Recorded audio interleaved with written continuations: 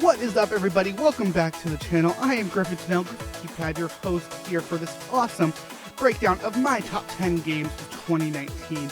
I am so excited to be making this. This is one of my favorite videos I get to make every year. And it's definitely going to be a special one because I've got 10 amazing games to talk about today. I meant to put this video up a couple weeks ago, and in a wonderful testament to how awesome this year has been in games, I actually sat down and played a couple that I missed and had to add them to my list. So, without further ado, let's take a look at my top 10 games of the year, starting with number 10. Number 10 on my list is Sparklight. It essentially plays like old school top-down Legend of Zelda in a procedurally generated world. And with all the different gadgets and gear and customization in the game, it is super fun. This is the kind of game where I saw it at PAX, I fell in love with it, and I absolutely had to keep playing it and playing it and playing it.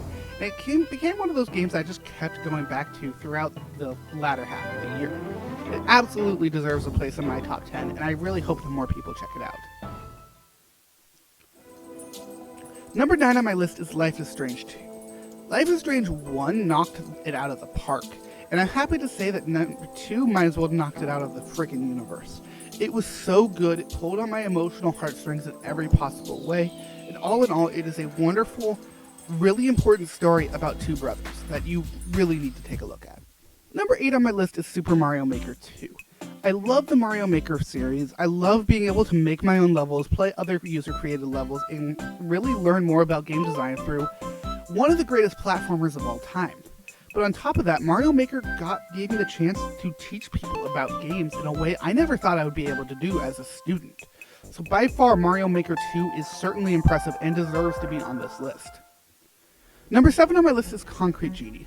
From the first moment I saw a trailer, I knew I wanted to play this game, and I can happily say that I was not disappointed. It was a beautiful story that went ways I was half expecting, half not, and it's a game that you absolutely need to check out if you own a PlayStation. Number 6 on my list is Days Gone. Now, I may be a little bit biased because I'm from Oregon, but this was the perfect game for me.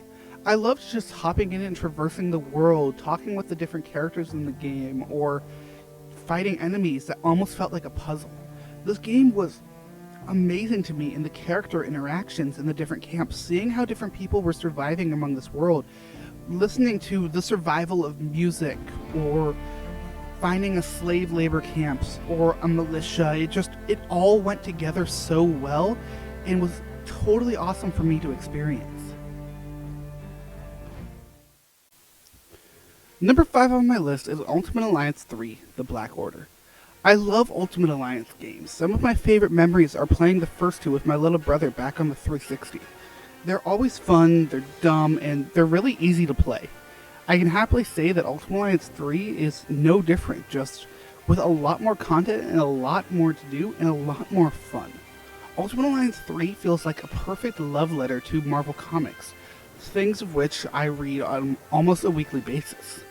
I love how the combat just feels right, beating the crap out of various enemies, coming together to beat these big final bosses like Mysterio or Red Skull, or to grander levels like Thanos. We even saw Thawne, a character I never expected to see in a video game ever. But the way that this was a perfect love letter to Marvel Comics was in the art style, in the characters they chose, like Elsa Bloodstone, come on. In the locations they chose, handpicking from the best Marvel locations of all time. And even in the voice acting, picking different wonderful voice acting casts, like the Telltale Guardians of the Galaxy series for the Guardians. The voice actors from Spider-Man PS4 for Spider-Man and Miles Morales. There were so many great choices here.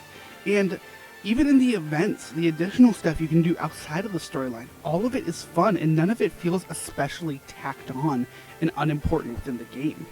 I'm truly impressed that they were able to do all of this within just one game. Number 4 on my list is Star Wars Jedi Fallen Order. How I said Ultimate Alliance was the perfect love letter to Marvel Comics, well, Jedi Fallen Order is the perfect love letter to Star Wars. No Star Wars game has ever felt this good. The lightsaber combat is perfect in my opinion. You actually feel a weight to the lightsaber you didn't really feel. You actually feel the power to the lightsaber I've never really felt. and all of it just feels right. The story is beautiful. The idea of this hidden Padawan reconnecting with the Force through drastic means, realizing whether or not what you're doing is actually right and actually having to face that. That, on top of the exploration in this game and on top of the gruelingly difficult combat at times, it all just comes together for a perfect narrative game experience. What I'm most impressed about Star Wars Jedi Fallen Order is the Star Wars aspect of it. Everyone knows if there's anything the Star Wars fandom loves, it's to argue with each other. And I haven't argued with anyone on the fact that Star Wars Jedi Fallen Order is an amazing game. Number 3 on my list is Kingdom Hearts 3. Now, there's been a lot of discussion and, frankly, argument about whether or not Kingdom Hearts 3 is a good game. Well, I'm here to tell you it is. And it's not just good, it's great. It's actually, in my opinion, one of the best Kingdom Hearts games. The world choice, the combat, the story, it's all there. Everything that I want from Kingdom Hearts is there. I obviously could have done with some more of the original world, some more Final Fantasy, but we're getting that in the DLC, at least the Final Fantasy part. And I personally was really happy with it. I loved exploring the worlds of Tangled, Big Hero 6, going back to Pirates of the Caribbean. The new art styles of the different worlds were perfect, especially Pirates of the Caribbean. Seeing some of the unique costumes, seeing the dialogue back and forth between, for example, Jack Sparrow and Sora. I really like the Pirates of the Caribbean world, in case you couldn't tell. It all just felt right. And story-wise, it felt like a really good conclusion to the Xehanort saga. The saga that Kingdom Hearts has been in ever since it started.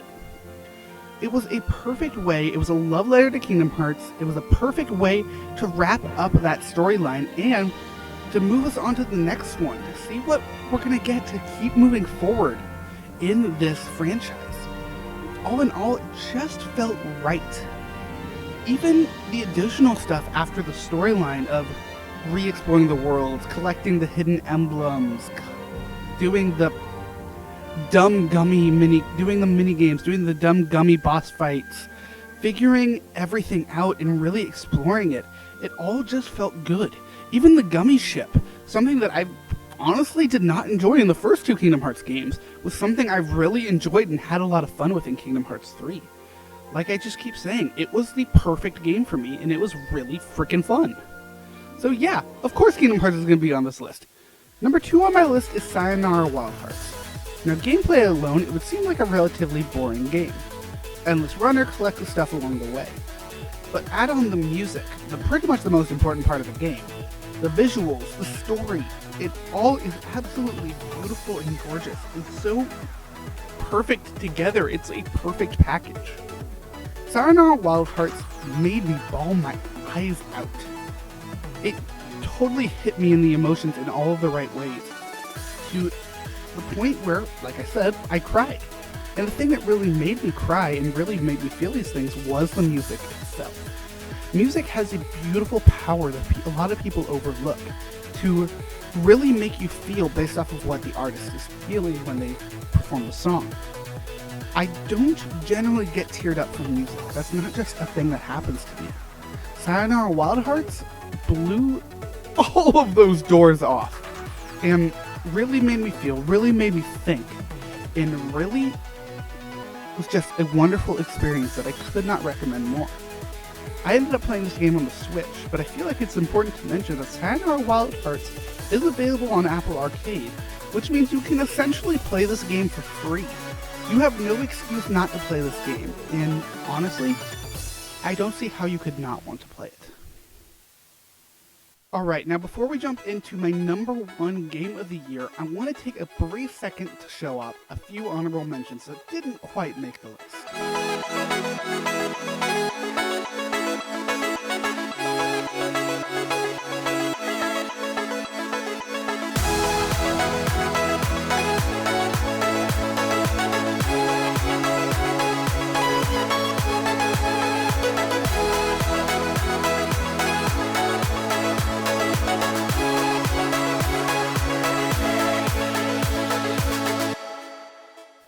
it's time. The number one game of the year. What was my favorite game of the year, you might ask? Or did you just skip the other 9 entries to get to this point? Well, number one, my favorite game of 2019 was Fire Emblem Three Houses. Fire Emblem is a franchise I have loved since the ye old days of Marth. Whether it was on the GameCube or the Game Boy or the 3DS, it was a game that I constantly loved and I constantly played. Three Houses was, in my opinion, one of the best Fire Emblem games, if not the best Fire Emblem game. The characters, the storylines, the unique battle situations, it was all great.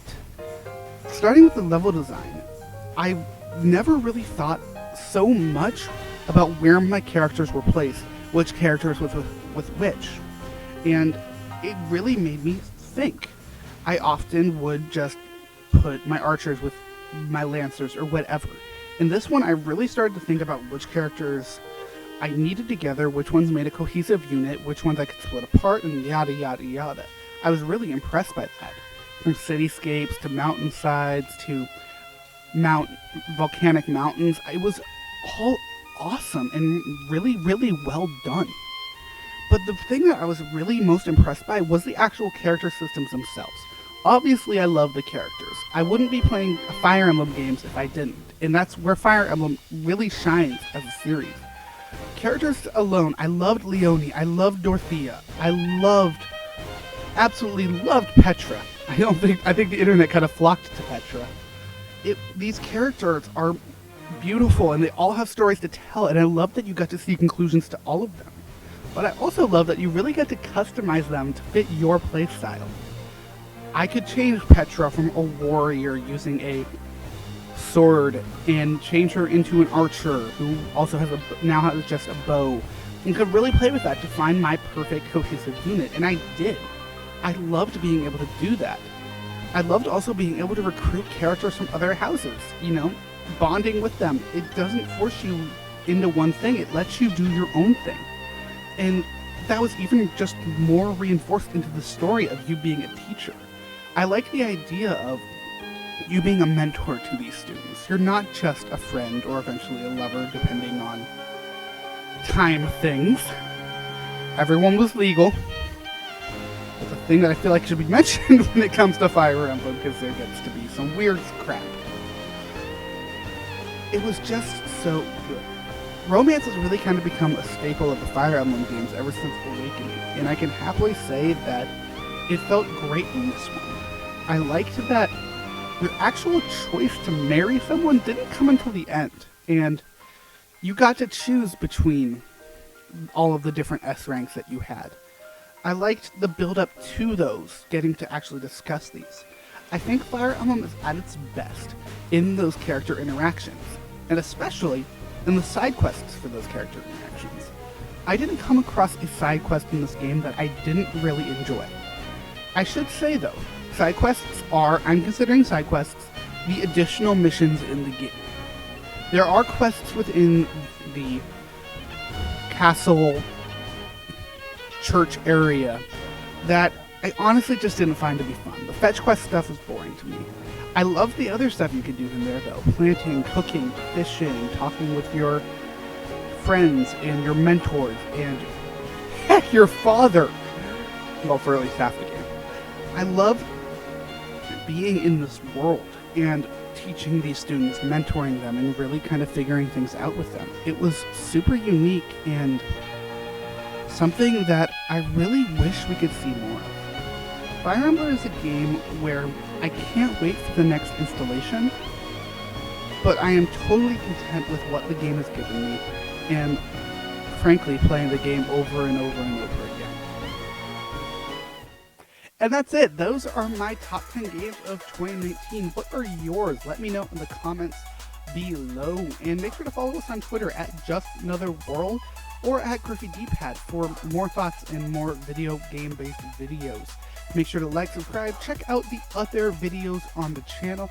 And until next time, keep on keeping on and have a wonderful 2020.